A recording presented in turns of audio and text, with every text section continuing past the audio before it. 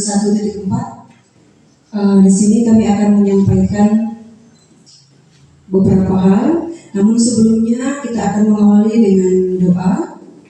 Untuk doa saya akan pimpin. Kita berdoa menurut agama dan kepercayaan kita masing-masing. Kita berdoa.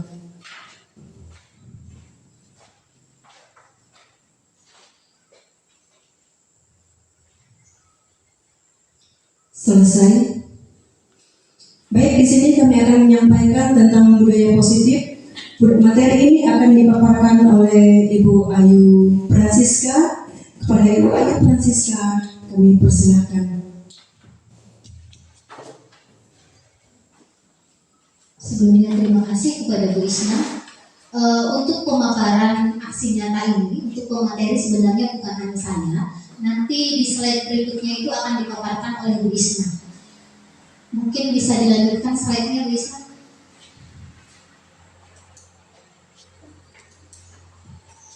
Oke. Untuk pemaparan hari ini, berikut adalah konsep utama modul budaya positif yang akan kami paparkan atau kami bagikan. Yang pertama itu adalah perubahan paradigma belajar. Kedua itu adalah disiplin positif. Ketiga ada kebutuhan dasar manusia. Keempat itu ada potensi perilaku manusia. Yang berikutnya itu ada posisi kontrol restitusi, keyakinan kelas, dan yang terakhir adalah segitiga restitusi. Oke, kita bahas yang pertama, yaitu mengenai perubahan paradigma belajar. Perlu digarisbawahi Bapak Ibu, pada berbagi ini Bapak Ibu kami hanya saling sharing dan diskusi, bukan berarti kami di sini untuk mengajari, seperti itu ya Bapak Ibu. Kita sama-sama sharing dan kami juga berbagi apa yang kami dapatkan pada program guru penggerak di modul 1.4 ini. Oke, yang pertama yaitu perubahan paradigma belajar, di mana pembelajaran dengan paradigma baru ini dirancang berdasarkan prinsip pembelajaran yang berdiferensiasi, sehingga setiap siswa belajar sesuai dengan kebutuhan dari tahap berkembangnya untuk mewujudkan profil pelajar Pancasila, yang dimana dalam perubahan paradigma belajar ini kita dituntut untuk terus menggunakan model pembelajaran, yaitu menggunakan model pembelajaran yang berdiferensiasi fokus pada seperti itu.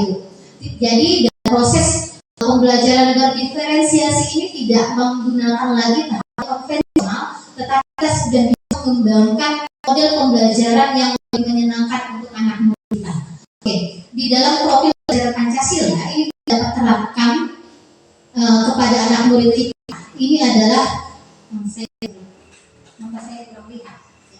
di mana dalam beriman dan bertakwa kepada Tuhan Yang Maha Esa, mandiri, bernalar kritis, berkebinekaan global, gotong royong, dan kreatif, yang pastinya ini Bapak Ibu sudah mengetahuinya dari profil pelajaran Pancasila. Oke, mungkin bisa next. Nah, di dalam perubahan paradigma atau stimulus respon kontrol atau teori pilihan, siapa sih sebenarnya sesungguhnya kita ini Bapak Ibu, kita sebagai Bapak Ibu guru, yang dimana di sini ada stimulus respon. Kita mencoba mengubah orang agar berpandangan sama dengan diri kita. Ada yang kita lakukan tanpa kita sadari. Kita menginginkan anak kita itu harus sama dengan apa yang kita inginkan. Kemudian perilaku buruk dilihat sebagai suatu kesalahan. Kemudian ada orang lain bisa mengontrol saya bisa mengontrol orang lain. Pemaksaan pada saat berwujud gagal, model pikir menang. Ini teori stimulus respon, yang dimana ini ada teori kontrolnya atau teori pilihan.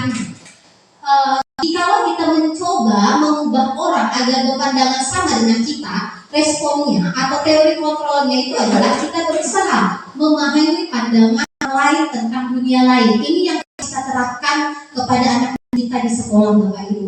Kita tidak bisa memaksakan kita sendiri untuk sesuai dengan kebutuhan atau keinginan anak kita. Mungkin itu salah satu siapa sebenarnya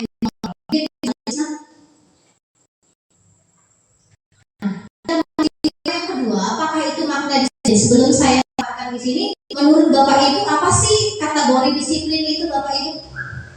Pengertian dari Disiplin itu apa? Tepat waktu. Mungkin ada yang lain? Tertib. Ya, itu konsep kita dalam disiplin.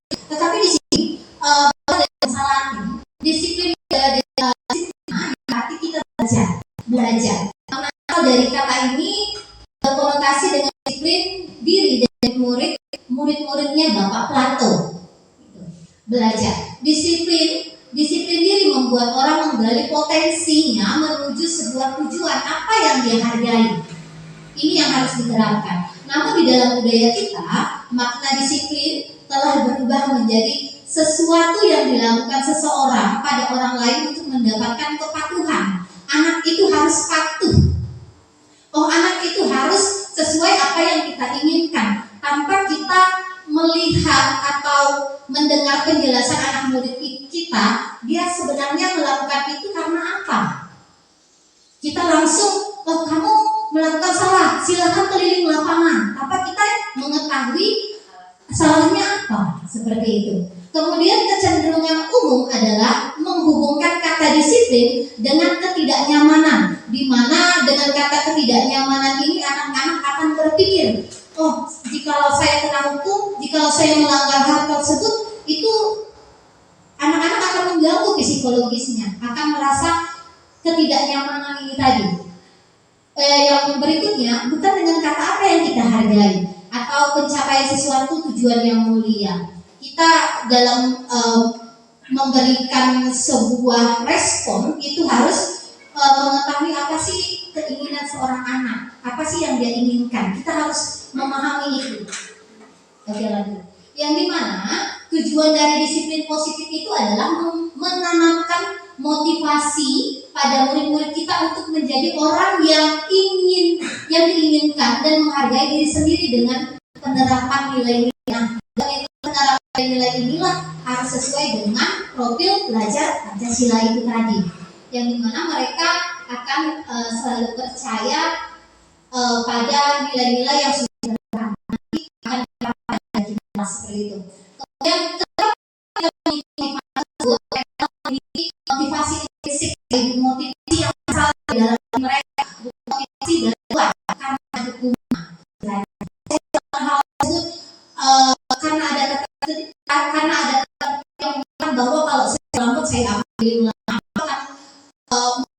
dari bukan dari diri sendiri yang terdapat jangka dalam proses ini memiliki jangka panjang dan eksternal seperti itu. Kan segala praktek itu hanya di lingkup saja, hanya saat Bapak Ibu guru melihat bahwa dia itu salah seperti itu. Sedangkan pada waktu mereka tidak melihat kita bahwa sebagai Bapak Ibu guru, mereka akan berulang melakukan hal tersebut.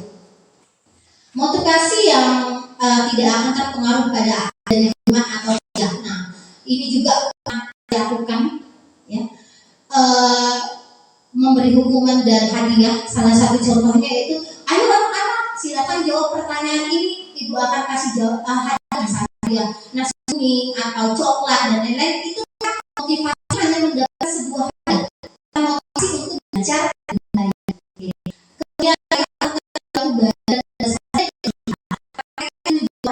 Kemudian menjunjung tinggi nilai-nilai mereka yang mereka hargai untuk mencapai suatu tujuan yang mulia seperti itu. Bisa next. Oke. Yang berikutnya ada kebutuhan dasar. Kita sebagai manusia akan ada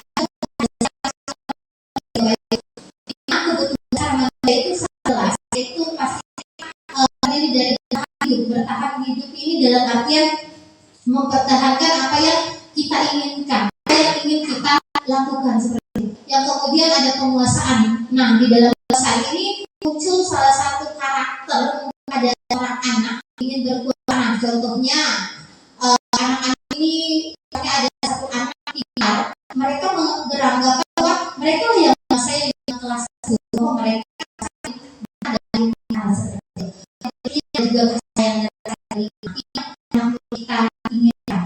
Ya. Kadang anak murid kita sering minta perhatian, oh Bapak Ibu si A si B, Bapak Ibu saya sakit, itu bukti dari mereka minta ingin memunculkan rasa kasih sayang dan rasa diterima. Kemudian ada kesenangan. Nah, dalam proses pembelajaran ini anak-anak menginginkan sebuah kesenangan. Salah satunya mungkin kita saling share, saling memberikan pembelajaran dengan pemberian esprit, itu sangat menyenangkan bagi anak-anak sesuai dengan kondisi kelas kita. Kemudian itu kebebasan berekspresi, kebebasan dalam berpendapat, itu yang mungkin bisa kita terapkan di sekolah kita. Di sini ada motivasi perilaku manusia yang mana sudah bahas pada motivasi internal eksternal tadi. Di sini ada motivasi eksternal, yaitu untuk menghindari adanya hubungan. Apa yang akan terjadi apabila tidak melakukannya? Ini pertanyaan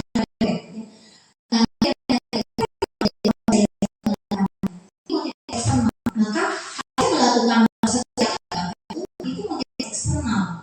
Kemudian untuk motivasi eksternal, untuk mendapatkan imbalan dari orang lain atau institusi, apa yang akan saya dapatkan apabila saya melakukan hal tersebut? Ini mendapatkan sebuah imbalan. Kalau saya bisa menjawab, saya pasti akan mendapatkan sebuah hadiah. Itu motivasi eksternal. Kemudian yang akan kita munculkan itu adalah motivasi internal dengan anak tersebut. Tujuannya adalah untuk disiplin diri, disiplin positif, untuk menghargai diri sendiri. Saya akan menjadi orang seperti apa saya melakukan hal tersebut. Itu motivasi eksternal. Nantinya motivasi eksternal ini akan mengumpulkan nilai-nilai dari belajar Pancasila ini, berasal dari dalam diri, bukan dari orang lain. Oke. Di sini ada beberapa kata merdeka dari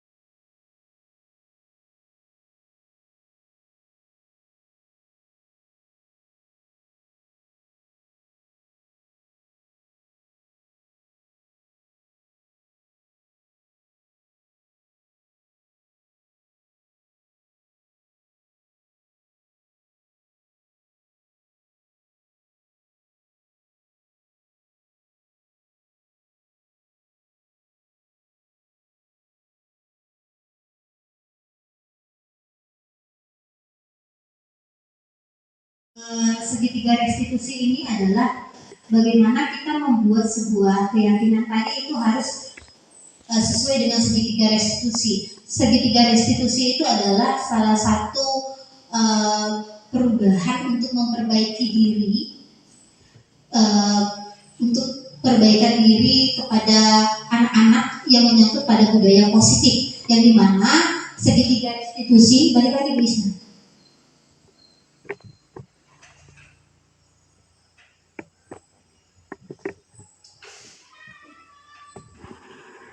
Untuk masalah mereka dan membantu murid berpikir tentang orang seperti apa sih yang mereka inginkan. Itu restitusi, Bapak Ibu. Lanjut Bu Isma. Nah, di sini ada ciri-ciri dari restitusi. Ciri-ciri dari restitusi ini bukan untuk menebus kesalahan, namun belajar dari kesalahan. Memperbaiki hubungan, tawaran bukan paksaan, kita menawarkan. Setelah kamu melakukan kesalahan, apa yang harus kamu perbuat? Itu maksud dari tawaran bukan paksaan. Yang berikutnya, restitusi menuntun untuk melihat ke dalam diri. Restitusi mencari kebutuhan dasar yang mendasari tindakan. Restitusi diri adalah cara yang paling baik. Fokus pada karakter bukan tindakan. Fokus pada solusi mengembalikan murid yang berbuat salah pada kelompoknya. Jadi tidak ada pendiskriminasian di sini. Nah, di sini ada identitas gagal dan identitas sukses yang dimana pada proses penghukuman, pemberian hukuman, konsekuensi dan restitusi. Ternyata dalam identitas gagal itu masuk dalam golongan hukuman, Bapak Ibu. Sesuatu yang menyakitkan harus terjadi, itu hukuman. Kemudian pemberi konsekuensi ini adalah identitas yang sukses, di mana sesuatu harus terjadi, tidak nyaman untuk murid atau anak untuk jangka pendek, korban bisa diabaikan. Sedangkan untuk restitusi itu merupakan pilihan. Kamu mau pilih yang mana? Kamu melakukan apa? Yang berikutnya adalah menguatkan untuk murid atau anak dalam jangka panjang. Korban mendapatkan ganti, murid atau anak mendapatkan penguatan. Nah, setelah kita memberikan konsekuensi kepada anak, kita harus lebih ke arah restitusi, melakukan perubahan. Tadi konsekuensi itu jangkanya pendek, sedangkan untuk restitusi itu penguatannya itu dalam jangka panjang sampai dia bertumbuh dewasa, Bapak Ibu, sampai dia bisa melakukan kegiatannya di lingkungan rumah mereka, tidak hanya di lingkungan sekolah. Next, Bu Isma. Udah. Oke, materi berikutnya mungkin bisa disampaikan oleh Bu Isma. Melakukan hal ini kepada peserta didik kita. Kita lihat di sini proses 3 tahapan tersebut didasarkan pada prinsip-prinsip utama dari teori kontrol, yaitu yang pertama itu langkahnya menstabilkan identitas. Dengan teori kontrol itu kita semua akan melakukan hal terbaik yang bisa kita lakukan. Jadi ini kita sampaikan kepada anak bahwa kita akan melakukan semua hal yang baik. Kemudian langkah yang kedua itu adalah validasi tindakan yang salah. Dengan teori kontrolnya itu semua perilaku memiliki alasan. Jadi siswa kita itu jika mereka melakukan kesalahan pasti ada alasannya. Kemudian untuk yang ketiga itu menanyakan keyakinan. Dengan teori kontrolnya kita semua memiliki motivasi internal. Artinya kita harus memberikan motivasi, dan motivasi itu berasal dari dalam diri seseorang, bukan karena paksaan, bukan karena sesuatu hal yang kita sampaikan kepada mereka, tetapi dari diri dalam mereka sendiri. Nah, di sini kita lihat menstabilkan identitas. Apa sih menstabilkan identitas itu? Nah, di sini kita lihat adalah bagian dasar dari segitiga bertujuan untuk mengubah identitas anak dari orang yang gagal karena melakukan kesalahan menjadi orang yang sukses. Di balik kesalahan anak, kita sebagai guru adalah bisa mengarahkan mereka sehingga mereka boleh menjadi orang yang sukses. Anak yang melanggar peraturan karena sedang mencari perhatian adalah anak yang sedang mengalami kegagalan. Dia mencoba untuk memenuhi kebutuhan dasarnya, namun ada benturan. Nah, kalau kita mengkritik dia, maka kita akan tetap membuatnya dalam posisi gagal. Artinya di sini kita sebagai guru, bagaimana caranya supaya anak itu bisa menerima keadaan dirinya, dia tidak terpuruk, dia bisa bersemangat oleh karena dorongan dan bimbingan kita sebagai guru. Kita lanjutkan. Baik, kita lihat kalau kita ingin menjadi reflektif, maka kita harus meyakinkan si anak dengan cara mengatakan kalimat-kalimat seperti ini. Yang pertama, berbuat salah itu tidak apa-apa.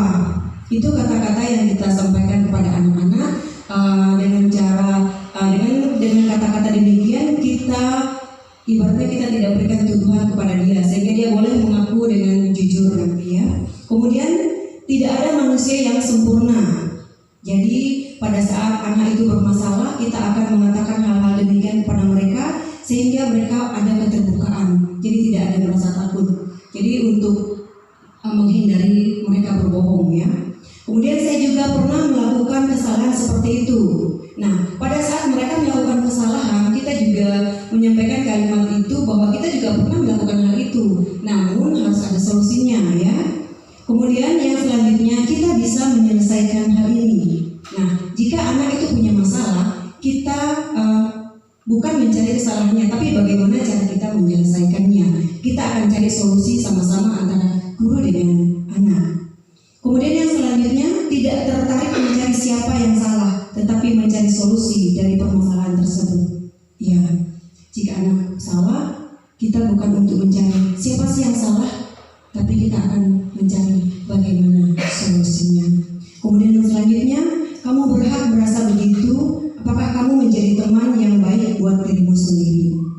Ya, jadi di sini kita mengarahkan pada anak bahwa mereka juga bisa menghargai diri mereka sendiri. Next.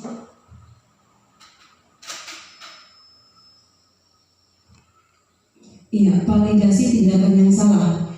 Di sini validasi tindakan yang salah adalah setiap tindakan kita dilakukan dengan satu tujuan, yaitu memenuhi kebutuhan dasar. Kalau kita memahami kebutuhan dasar, apa yang mendasari sebuah tindakan. Nah, dari tindakan apa yang dilakukan itu ya. Kemudian kita lihat di sini, kita akan bisa menemukan cara-cara paling efektif untuk memenuhi kebutuhan tersebut. Kita sebagai guru bisa menjadi solusi bagi siswa kita. Nah, menurut teori kontrol, semua tindakan manusia baik atau buruk pasti memiliki maksud atau tujuan tertentu. Seorang guru yang memahami teori kontrol pasti akan mengubah pandangannya dari teori stimulus respon ke cara berpikir proaktif yang mengenali tujuan dan setiap tindakan. Jadi kita sebagai guru itu juga bisa mengenali ya. Kemudian yang selanjutnya, validasi tindakan yang salah berikutnya adalah kita mungkin tidak suka sikap seorang anak yang terus-menerus merengek. Tetapi bila sikap itu mendapat perhatian kita, maka itu telah memenuhi kebutuhan anak tersebut. Nah, kalimat-kalimat di sini mungkin terdengar asing buat guru. Namun, bila dikatakan dengan nada tanpa menghakimi dan memvalidasi kebutuhan mereka, mereka akan merasa nyaman, mereka akan merasa aman berada di dalam lingkungan sekolah kita. Kemudian kalimat yang dikatakan tanpa menghakimi. Yang pertama, padahal kamu bisa melakukan yang lebih buruk dari ini. Kemudian yang kedua, kamu pasti punya alasan mengapa melakukan hal itu. Jadi mereka pada saat mereka bersalah pasti mereka punya alasan.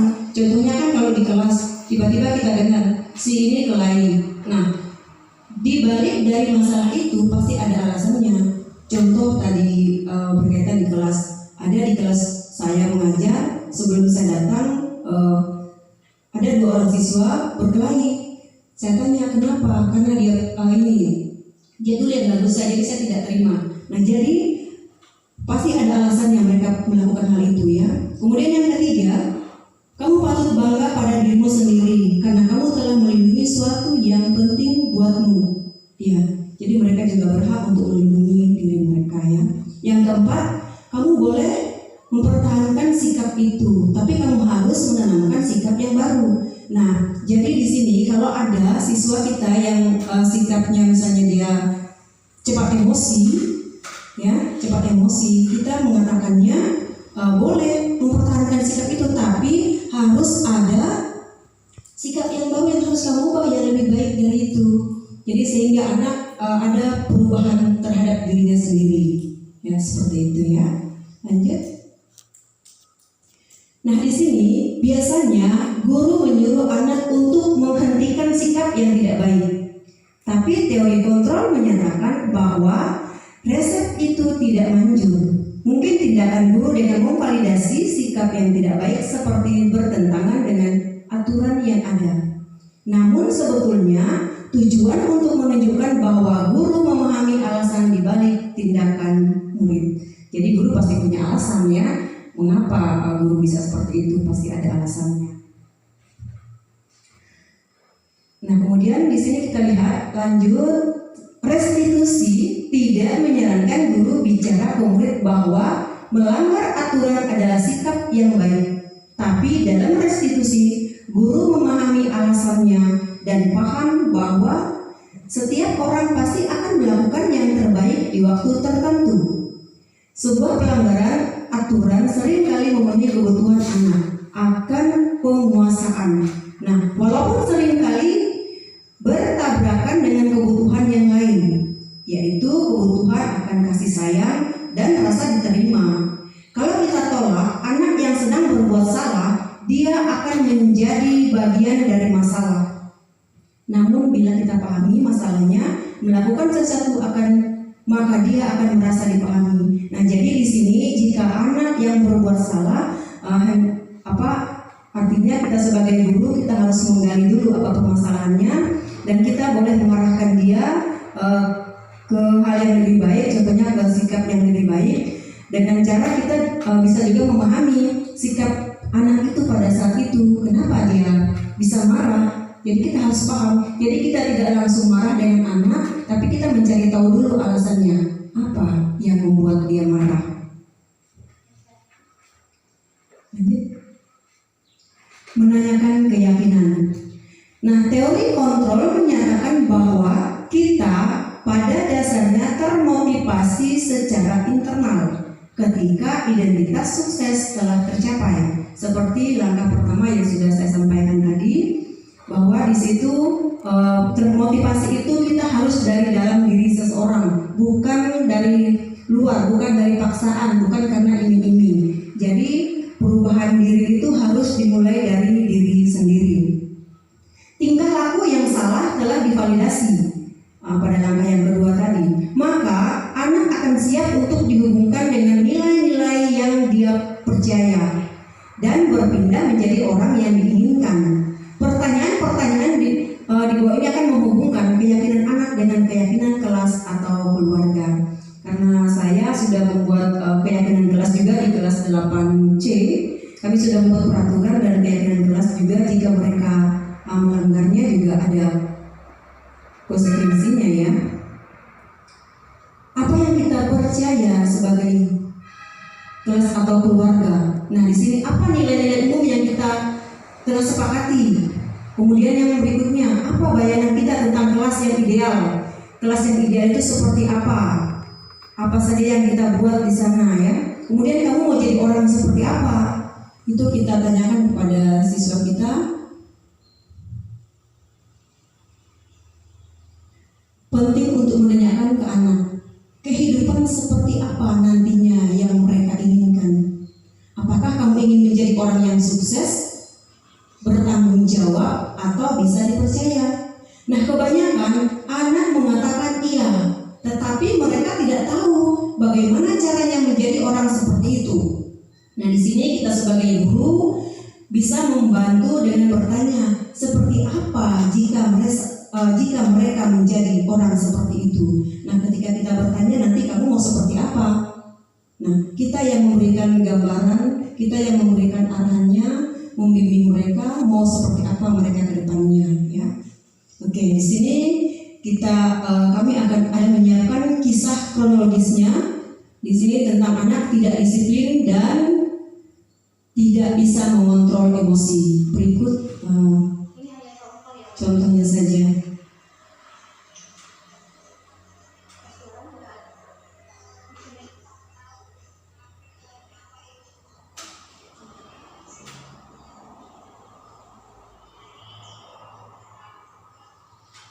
Saja ya. Nanti contohnya bisa kita sampaikan di kelas berikutnya. Ya, ini contoh anak yang tidak bisa mengendalikan emosi, di mana dia punya pekerjaan selalu dicontek oleh teman-temannya. Ya, ini adalah contohnya dia tidak bisa mengendalikan emosinya sehingga dia marah-marah, kemudian sampai dia pukul meja. Dan kemarin saya sudah menanyakan alasannya apa dan sudah diselesaikan kemarin. Karena dia tidak terima pekerjaannya dicontek dengan paksa dan dia merasa tidak ikhlas untuk memberikannya ya. Oke, demikian hasil pemaparan kami, semoga bermanfaat. Jadi terima kasih untuk Bapak Ibu. Untuk refleksinya kami mohon dengan kasih untuk Ibu Kepala Sekolah menyampaikan refleksi bagi kami. Silakan. Terima kasih Bu Francisca dan Bu Isna yang sudah membagikan kepada kami tentang aksi nyata budaya positif. Tadi saya ikuti untuk aksi nyata yang disampaikan Bu Siska dan Bu Isna, itu memang yang disampaikan tadi hampir setiap hari terjadi pada diri kita dan pada anak-anak. Dari budaya positif itu setidaknya kita belajar, oh ternyata yang saya ucapkan tadi pagi itu ternyata termasuk hukuman. Oh ternyata yang waktu saya memanggil si A itu termasuk hukuman. Oh kalau begitu yang saya menyampaikan kepada si A kelas 8B waktu itu sudah menjadi konsekuensi.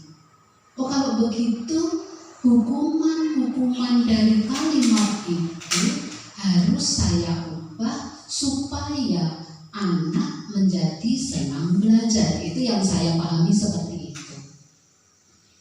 Jadi begini Bapak Ibu, budaya positif yang ada di dalam kehidupan sehari-hari sebetulnya di masyarakat juga terjadi.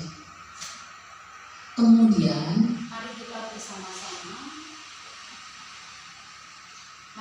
bersama-sama untuk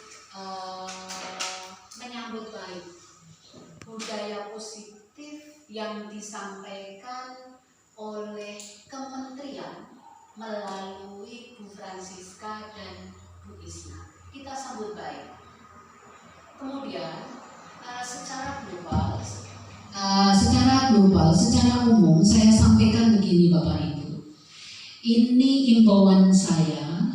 Jadi refleksi tadi cukup seperti itu, bahwa intinya kita harus menyambut baik keinginan kementerian melalui dua teman kita bahwa mari kita mempunyai budaya positif di lingkungan sekolah kita. Kemudian secara umum saya mengajak teman-teman, bagi teman-teman yang belum mendaftar guru penggerak, ayo mendaftar. Guru penggerak angkatan 11 itu dibuka dari tanggal 9 sampai 27 Oktober. Kenapa saya mengajak Bapak Ibu untuk mendaftar guru penggerak? Pemerintah itu bertubi-tubi membuka angkatan 1 sampai dengan sekarang angkatan 11. Kita harus berpikiran positif, tentunya itu ada tujuannya. Kalau tidak salah, guru penggerak itu sampai dengan angkatan 16. Bulan ini dibuka sampai angkatan 11. Jadi masih 11, 12 sampai dengan 16. Kalau ada teman-teman yang sudah mendaftar dan umpamanya belum berhasil atau gagal di tengah jalan, ayo semangat kita daftar di angkatan 11.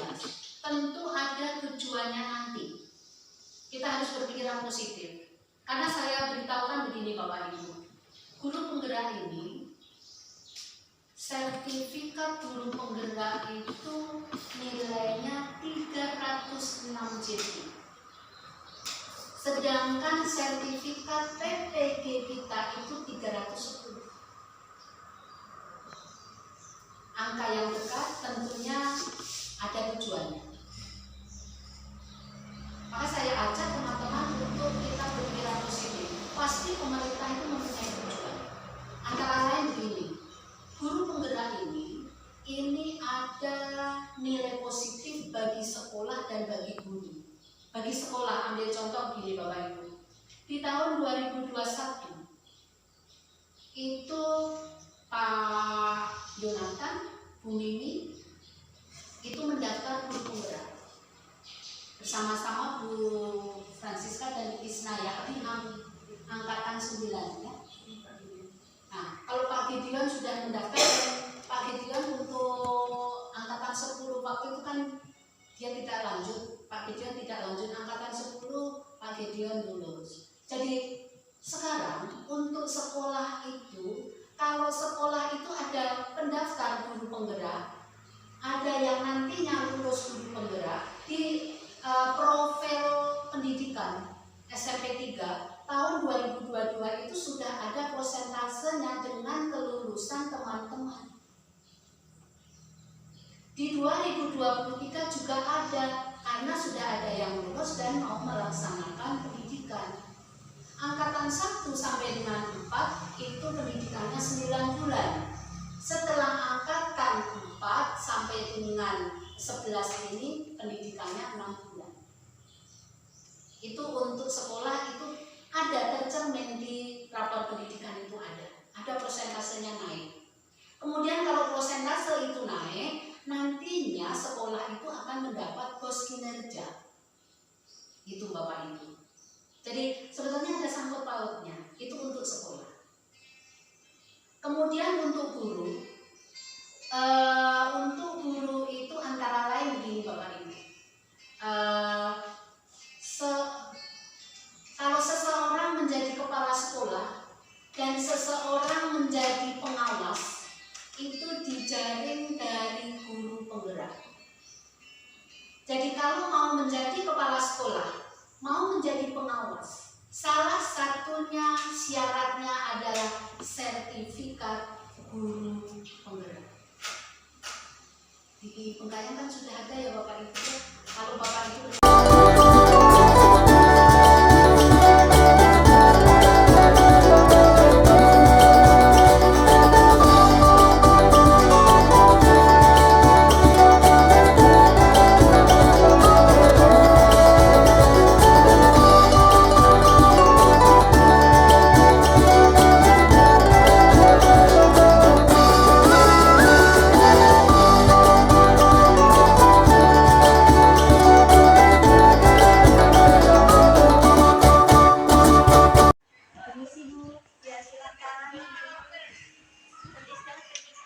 silakan Miss Fitri.